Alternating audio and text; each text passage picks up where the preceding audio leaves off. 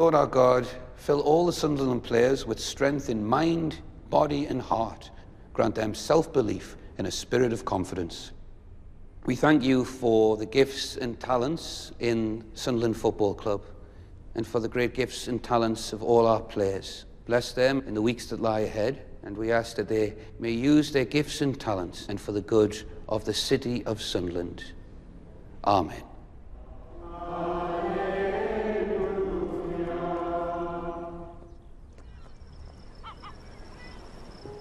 Nestled against the coast in the remote northeast of England sits a remarkable locale.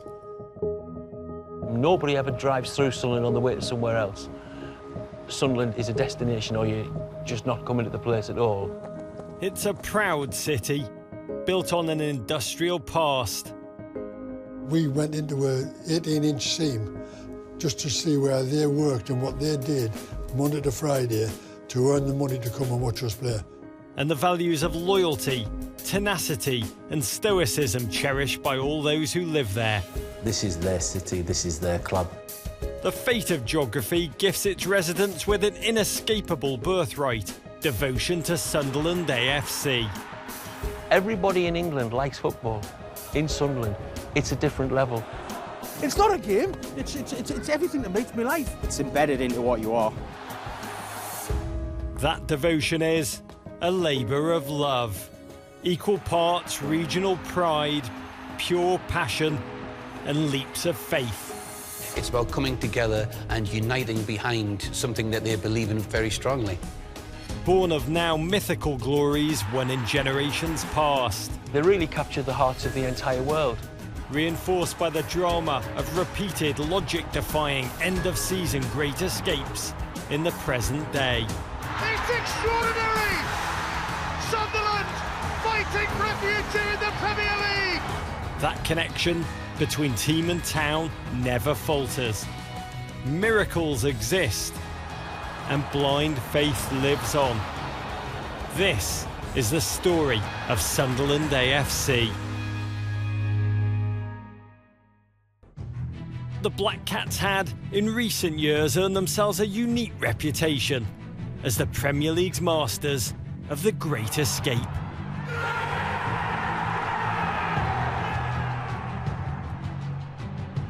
But the pressure is already beginning to build on the shoulders of these players. After starting the season winless through the opening 5 games, the highs of Paolo Di Canio's tenure at Sunderland were never enough to counteract the lows. Paolo Di Canio, he was an eccentric leader. He was a real football man with a real football passion, and that passion touched a chord with Sunderland supporters. Amalfitano! The problems are piling up for Paolo. Another miserable day for Sunderland. At the end of the 3-0 defeat at West Brom, Paolo Di Canio addressed the travelling supporters, telling them to keep their chins up. A day later, and he was gone. Gus Poyet says there'll be no more excuses at Sunderland as he begins work as the new head coach at the Stadium of Light. When Gus Poyet came in, again, was a bit of a left-field appointment for Sunderland. He was a young and up-and-coming manager. Gus Poyet makes his entrance. Poyet's job is simple: turn things around and keep the club in the Premier League. The Guzman with the corner. And this time, Chico scores! Well, it is a quite brutal introduction to Premier League management for Gus Poyet. He lost his first game. Who does he face in the second? Well, of course, Newcastle. I mean, I mentioned it's a requisite game. Yeah, it went on for several managers. It became quite a joke that if Sunderland were in trouble, they'd sack the manager and beat Newcastle and things would take off. Guarini! Oh! How about that? It is the perfect pick-me-up. Their first league win of the season. Psycho near post! Oh, it's in! They looked dead and buried out as the season wore on, woefully inconsistent. So they've got to start producing sooner rather than later, obviously. Ramirez waits, and he'll go on waiting, but it's an own goal. Oh, what a horrible moment. It's a horror show of a finish. It looks like there's nothing left in the tank. They didn't show enough heart and fight, and they don't look like they've got enough quality. When you look at the table and you look at the games, I think we need a miracle. We need something unique. With 6 games left, we were 7 points adrift and had a fixture list where we faced all of the top teams and then proceeded to beat them. The shock is on at Stamford Bridge. Sunderland will feel, perhaps, that they could mount the great escape. Not many people saw this result coming today. Well, apparently from the moment I said that we needed a miracle, things changed for us. And that's Lawson. Brilliant goal from Sunderland. They have taken Old Trafford, and safety is almost theirs. The Sunderland fans can barely believe what they've seen since the middle of last month. It has been nothing short of absolutely extraordinary.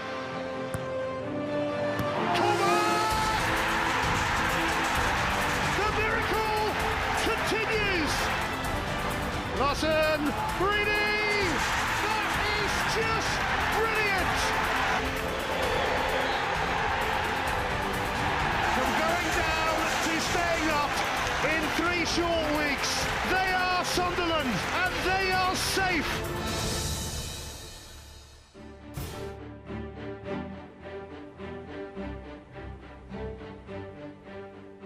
Sunderland were founded back in October 1879 as a team of teachers by a Scottish schoolmaster, James Allen.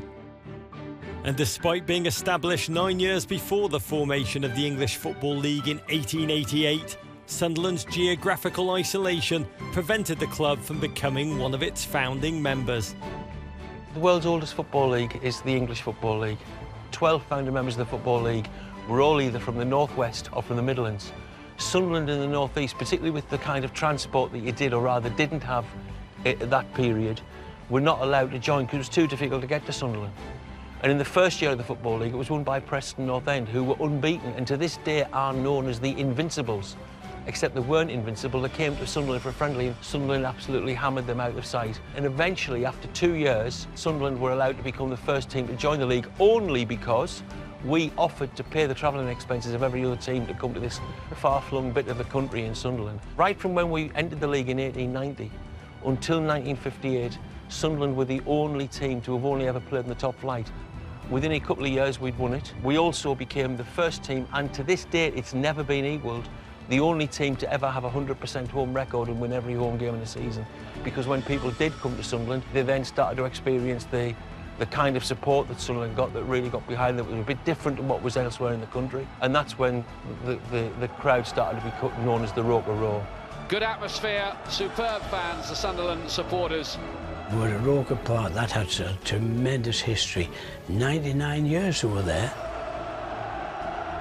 You played at Roker Park. Can you describe what the Roker Roar is? Very, very difficult. When you experience that roar, it's at very, very beginning, it's very, very awesome.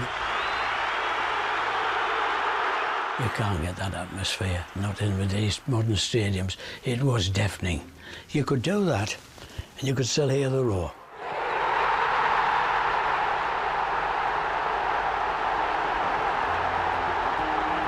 It was always a goal start. You know, when you come to Roker Park, you were 1-0 up with the crowd because they were so fanatical. My parents lived 5 miles from the football ground. They would know how many goals Sunderland had scored because of the big roar that could hear 5 miles away when there was a goal went in, when the roar went up at a level. Good looking ball in and a second goal, and Kevin Ball has scored it for Sunderland.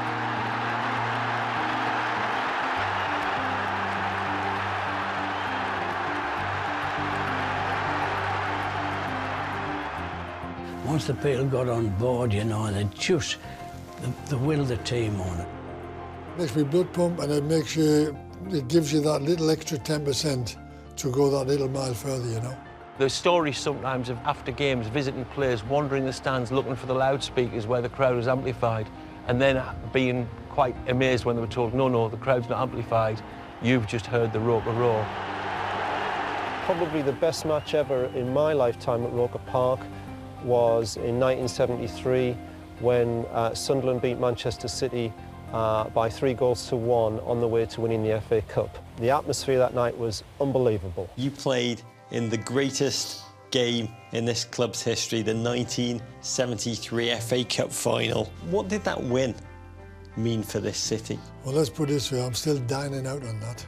You know, you know, you walk into town or you go into Newcastle even in Durham and people want to talk about it. You made one of the greatest saves the FA Cup final has ever seen, a double save. Yeah.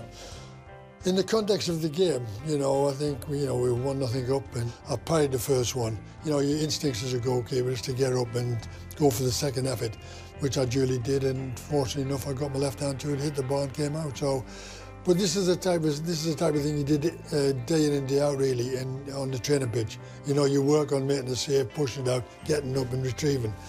But for it to happen on the day and the occasion was just, it was phenomenal. You know, it was brilliant, and you know, I always make a joke of it now, and I always said I should have held the first one really. But if I had held the first one, we wouldn't have been talking about the double save. So at the final whistle, a photograph of that moment is over your shoulder. Fantastic. When you look at it, does it feel like it was decades ago, or does it feel like yesterday? To me, it feels like yesterday. It really does. And one of the biggest reasons we won the cup for me was when you walk out of Wembley Way, when you walk up them final steps going up the tunnel, and the first thing we knew was this horrendous crescendo of noise, and we thought, what the, you know? And then when you look out, all you saw was red and white scarves. No, we were walking out there to that crowd there. It was like playing at home, and the roar was like playing at home. But by the time we left Roker Park in the 1990s, the crowd capacity was down to 21,000. It was time to move on. We then went to the Stadium of Light, and that's given us a whole new rebirth.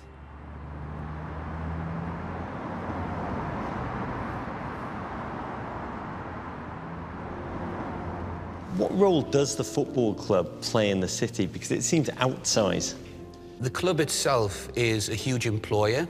It invests in lots of charitable organisation by their foundation wing. So it really gives blood in the life of the city. It gives a sense of pride, it gives a sense of strong identity, and it gives something for people to really put their passion into. Sunderland as a city, built on shipbuilding, coal, football. And glass. Yeah, we have the National Glass Centre here. The first ever glass in Britain was made here. So the glass industry was very, very important. But yes, shipbuilding, the last time Sunderland won the league and the first time Sunderland won the FA Cup in the 1930s. At that time, Sunderland was the biggest shipbuilding town in the world. But also, coal mining was a very, very important part of the city. Well, the Sunderland I grew up in was fanatical football. Bearing in mind we had the coal mines then, and them fans used to work down the pits from Monday to Friday for 1 AM for the game on a Saturday. That was their life. And the camaraderie between the players and the supporters was second to none. They were brilliant. And it was all part and parcel to what we loved doing. So the core of the Sunderland fan base when you were a player, they toiled 6 days a week. Absolutely. Down the mines just for that 90 minutes Absolutely. On a Saturday. Yes, and that was their life. I always remember one particular incident when Alan Brown was the manager, and he actually took us down to the colliery. Bearing in mind you're about 2 miles down in the shaft, and he took us down. We went into a 18-inch seam just to see where they worked and what they did Monday to Friday to earn the money to come and watch us play. Just showing that we had to show a bit of the passion that they show on the pitch to what they do off the pitch, come to see us play, which was, really was an eye-opener for us. You've got to look where this ground was built. This ground was built on the big pit on Wearmouth Colliery, so the legacy just carries on. That's how it is. That's Sunderland. Everything about this place is bred into the football club, no matter what you do, and you can always feel it in the city itself. I mean, once a win comes along, when it does, the city lights up. It's a big lift. I mean, you can see what it means to the North East as a whole.